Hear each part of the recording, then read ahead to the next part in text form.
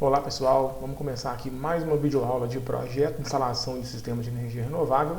E nessa videoaula a gente vai falar um pouco mais sobre dimensionamento de condutores elétricos. Então a gente passou já por algumas etapas antes de chegar aqui, falamos dos critérios para se definir quais partes do arranjo fotovoltaico precisam de proteção contra a sobrecorrente. Vimos também na última aula como que eu sei qual é a corrente que eu devo considerar, na hora de fazer o dimensionamento do cabo. E agora a gente vai ver o finalzinho, que é o dimensionamento, que ele é um pouco diferente do que a gente já viu para sistema de corrente alternada. Então vamos começar. Primeiramente, é bom a gente sempre relembrar que os cabos dedicados a sistemas fotovoltaicos, eles têm algumas características que são específicas deles, que não são encontradas em todos os cabos disponíveis no mercado. Então eu vou lembrar alguns aqui. A gente não está falando mais da NBR 16690, agora a gente vai falar de uma outra norma, que apresenta os tipos de instalação, os critérios de fator de agrupamento, que a gente já viu a mesma coisa para o sistema de corrente alternada, vai ter agora para corrente contínua também, só que os métodos de instalação são um pouco diferentes. Então a gente vai falar de uma norma diferente. Mas a norma NBR 16690, ela traz algumas informações de alguns critérios básicos que têm que ser encontrados, têm que ser supridos pelos cabos dedicados a sistemas fotovoltaicos. E aí alguns dos mais importantes são: tem que ser adequado para a corrente contínua, tem que ter proteção contra a radiação ultravioleta se ele for exposto a essa radiação, porque tem cabos que são instalados dentro de eletrodutos, tem cabos que são instalados ao tempo. E o cabo que vai ficar ao tempo tem que ser protegido contra radiação e umidade também. E no caso dele ser protegido por eletroduto, o eletroduto tem que ter essa resistência à umidade e radiação ultravioleta também. Quando o cabo é exposto ao ambiente salino, perto do litoral, por exemplo, ele tem que ter uma proteção de estanho nos filamentos de cobre do condutor. Acaba que todos os cabos solares vêm com essa proteção já. Eu vou acabar apresentando isso para vocês daqui a pouco. E os outros critérios aqui não são tão importantes porque eles são um pouco óbvios, que tem que ser não propagante de chama, tem que ter tensão nominal de acordo com o sistema, tem que ser dimensionado para operar dentro da temperatura do sistema também. Isso é uma coisa meio óbvia, assim, que todo cabo tem que ter, independente de ser sistema fotovoltaico ou não. Aí vamos ver agora o que é um cabo comum. Essa imagem que vocês estão vendo na tela agora é de um cabo convencional, utilizado em sistema de corrente alternada. Vocês percebam que tem aqui os filamentos de cobre e tem uma capa protetora. Essa capa ela vai dar proteção de isolação elétrica, de acordo com o nível de tensão que o fabricante oferece, e vai ter uma proteção aqui mecânica também para o cabo. E aí a gente tem geralmente dois tipos de materiais que são utilizados na isolação. Tem o PVC, que suporta temperaturas até 70 graus, e tem o XLPE e o HEPR, que são materiais semelhantes também, só que eles suportam temperaturas mais elevadas, de até 90 graus. Então, muitas vezes, vocês vão ver lá a tabela, acho que 36 da NBR 5410, que apresenta quanto de corrente que cada condutor suporta, no caso desse tipo de condutor aqui. E vocês vão notar que, às vezes, um mesmo condutor, de uma mesma seção, ele apresenta correntes máximas diferentes de acordo com a isolação. Se é PVC, é uma corrente menor do que o XLPE, por exemplo. Isso porque o principal fator que determina a corrente máxima que um cabo suporta é a temperatura máxima que ele pode chegar sem deteriorar a sua isolação. Então, como o PVC suporta temperaturas menores, o condutor suporta uma corrente menor devido a essa restrição. Já o HEPR e o XLPE suportam temperaturas maiores, então o condutor pode receber uma corrente maior também. Agora vocês estão vendo na imagem o condutor próprio para sistema fotovoltaico.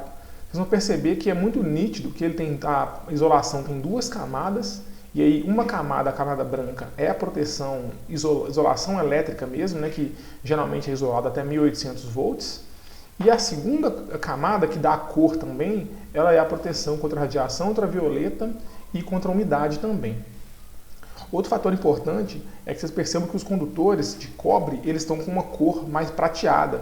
Olha, em comparação com o condutor do sistema de corrente alternada.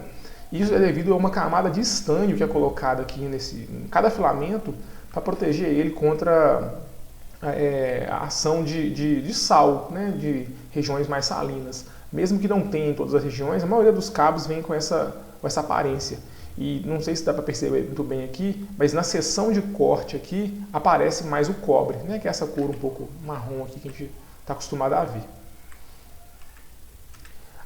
Deixa eu só fazer um outro detalhe aqui, que muitas vezes quando você pegar um cabo de circuito de corrente alternada, ele não vai ter essa capa, por exemplo, esse cabo aqui é um cabo preto, isolação preta. Muitas vezes vai ter uma camada branca por dentro. O que acontece é que mesmo o cabo de corrente alternada, muitas vezes parece que ele tem duas camadas de isolação, uma branca e uma da cor do cabo. Isso acontece porque a maioria dos sistemas de isolação, do material feito para isolação de cabos, ele é branco mesmo.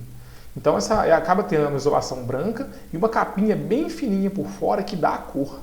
Mas não é necessariamente uma dupla camada de isolação, como você consegue ver nesse cabo solar, que as camadas são bem mais grossas e bem mais fácil de perceber essa diferenciação. Já nesse caso aqui é mais uma questão de cor mesmo, a isolação elétrica é branca e por fora tem uma capa, porque todo cabo tem uma cor mesmo. E agora a gente vai falar efetivamente desse dimensionamento do sistema. Aí nós temos que lembrar de um detalhe importante. Quando você dimensiona um circuito para um sistema de corrente alternada, você sempre se preocupa primeiro qual que é a potência da carga que eu pretendo alimentar com o meu circuito, e a partir dessa potência, de acordo com a tensão do sistema que vai operar também, você calcula a corrente. Então é bem simples o processo de identificação desses parâmetros. Já no sistema fotovoltaico, um sistema bem diferente essa determinação das correntes que passam pelo circuito. Inclusive já foi tema nosso de aulas passadas. Então aqui a gente sempre preocupa o seguinte, qual que é a corrente de curto-circuito em cada trecho do arranjo fotovoltaico? Essa é sempre a preocupação do projetista, porque o cabo ele tem que suportar a corrente de curto-circuito. Ao contrário de um cabo de sistema de corrente alternada, que basicamente ele tem que atender a carga. Né? E a corrente de curto-circuito em um sistema de corrente alternada, geralmente são correntes muito elevadas, né? Acima de 1000 amperes. Ao contrário dos sistemas fotovoltaicos, que a corrente de curto-circuito é bem parecida com a corrente normal de circulação. Então, nesse tipo de circuito, eu até separei para vocês aqui uma imagem com todos os tipos de trecho, vamos dizer assim. Você tem o cabo azul, que é o cabo da string, o cabo vermelho, que é o cabo do subarranjo fotovoltaico, e o cabo verde, que é o cabo do condutor do arranjo fotovoltaico. Então, para cada trecho desse, existem critérios específicos para dimensionamento de condutores. Assim como a gente viu no passado, né, bem recente, que cada trecho desse também tem critérios para você determinar qual que é a corrente que circula por aqui, corrente máxima de curto-circuito, e qual que é os critérios para se definir se cada trecho desse necessita ou não de proteção contra a sobrecorrente. Então nós vamos começar pela string e vamos chegar aqui até o condutor do arranjo fotovoltaico. Então começando aqui pela string, pessoal, tem muita informação na tela, você já deve ter lido isso no caderno didático, mas eu vou falar um pouco mais rápido aqui sobre isso. Então é o seguinte, sempre que a gente fala de dimensionamento de condutor, a gente tem que pensar se esse condutor é protegido contra sobrecorrente. É o primeiro passo. A gente já viu isso lá nas primeiras aulas. Se ele for protegido contra sobrecorrente, o dimensionamento fica mais fácil, porque basta você escolher, dimensionar, especificar um condutor, que a corrente que ele suporte esteja acima do dispositivo de proteção. Então, por exemplo, se você tem lá um dispositivo de proteção de 20 amperes, você tem que colocar um cabo que suporte no mínimo 20 amperes ou mais, que é o que faz todo sentido. Como o dispositivo de proteção está ali para proteger também o cabo, não faz sentido colocar um condutor que suporte uma corrente menor do que a que vai passar, permitida pelo dispositivo de proteção. Então, o primeiro critério é esse. Agora, quando não tem dispositivo de sobrecorrente, a gente já viu que tem critérios para isso, aí sim a gente tem que fazer uma continha aqui e pensar um pouco mais. Por exemplo, imagine uma série fotovoltaica, uma string, que não precisa de proteção contra a sobrecorrente. Se for uma string só, que é o primeiro caso aqui, basta você escolher um cabo que suporte 50% a mais, estou indicando com o mouse, a corrente de curto-circuito do módulo. Então, se o módulo tem uma corrente de curto-circuito, por exemplo, de 10 amperes, basta você comprar um condutor que suporte no mínimo 15 e está resolvido o problema. Agora, se tiver mais de uma série fotovoltaica no arranjo, por exemplo, 2, 3, 4, 5, por aí vai, a gente vai ter essa segunda regra. Qual que é a regra?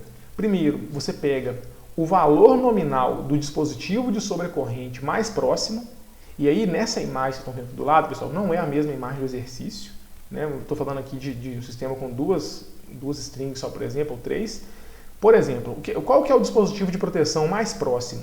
O mais próximo da string é ao do subarranjo, poderia ter um dispositivo de proteção aqui no subarranjo, ou poderia ter um lá no arranjo, certo? Então, seria o caso de somar o valor dele aqui, quantos amperes ele tem, então somaria ele, mais 1,5 vezes a corrente de curto-circuito do módulo que você utilizou na sua string, vezes o número de séries fotovoltaicas que estão ligadas em paralelo, menos 1.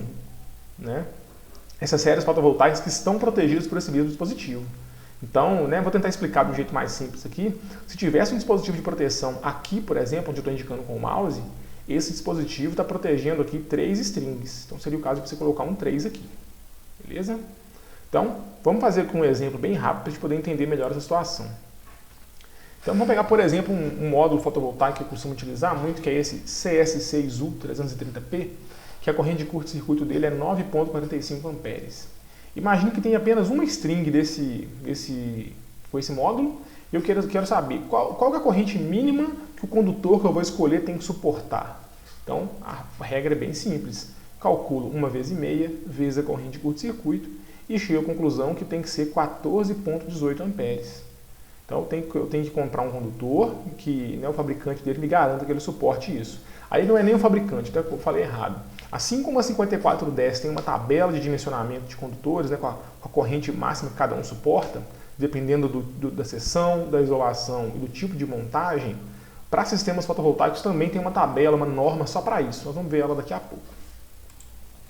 E aí, pessoal, um segundo exemplo agora é você imaginar um sistema com duas strings, por exemplo. Certo? Você vai perceber aqui que a resposta vai dar a mesma coisa. O mesmo sistema anterior, mas com 2 strings. Então, se tem 2 strings, eu tenho que passar para essa segunda norma. Só que, como eu disse aqui, é um sistema que só tem 2 strings, então não tem proteção contra a sobrecorrente. Então, eu posso zerar esse primeiro termo. E aí eu sigo a fórmula normalmente. Vou passar para baixo aqui agora. 1,5 vezes 9,45, que é a corrente de curto-circuito do módulo, vezes as duas strings que estão em paralelo, menos 1. Então a gente chega à resposta, a solução que é a mesma resposta. Basta o condutor suportar ali 14,18 amperes que o sistema vai poder operar com segurança. Então eu vou partir essa aula agora uma vez, que está ficando um pouco comprido, nós vamos passar para o subarranjo fotovoltaico.